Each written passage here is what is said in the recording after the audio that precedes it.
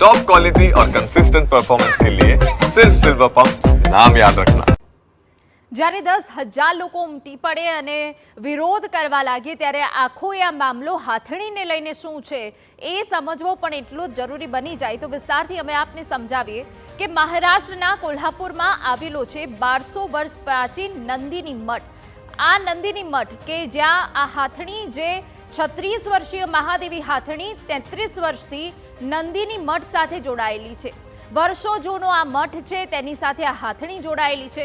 હાથણીના સ્વાસ્થ્ય અંગે પેટા ઇન્ડિયાએ વ્યક્ત કરી હતી ચિંતા કે ત્યાં તેની બરાબર સાર સંભાળ લેવામાં નથી આવતી। મહાદેવીને સારવારની જરૂર હોવાનો પેટાએ બોમ્બે હાઈકોર્ટમાં દાવો કર્યો। આ જે આખો મામલો છે સાર સંભાળનો અને સ્વાસ્થ્યનો તે હાઈકોર્ટમાં ગયો।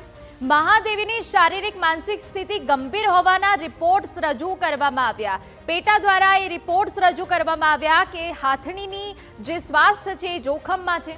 16 જુલાઈ 2025 રોજ બોમ્બે હાઈકોર્ટે આદેશ જાહેર કરી દીધો જે રિપોર્ટ સામે આવ્યા અને તે બાદ ધાર્મિક આસ્થાથી ઉપર પશુ કલ્યાણને પ્રાથમિકતા અપાશે। પશુ કલ્યાણને પ્રાથમિકતા અપાશે તે વાત બોમ્બે હાઈકોર્ટે સ્પષ્ટ કરી હતી કે ધાર્મિક આસ્થા નહીં પરંતુ પશુ કલ્યાણને પ્રાધાન્ય આપો।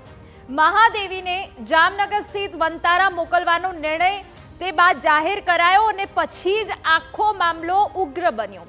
મઠ દ્વારા હાઈકોર્ટના નિર્ણયને સુપ્રીમ કોર્ટમાં પડકારવામાં આવ્યો હતો। મઠ દ્વારા પણ આ નિર્ણયને પડકારવામાં આવ્યો।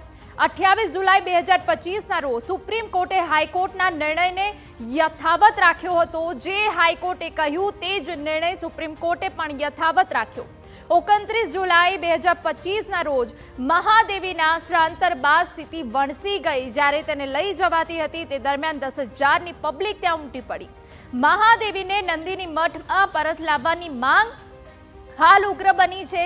જ્યાંના સ્થાનિક નેતાઓ પણ જોડાયા છે અને સૌ કોઈ માત્ર હવે તેને પરત લાવવાની માંગ કરી રહ્યા છે।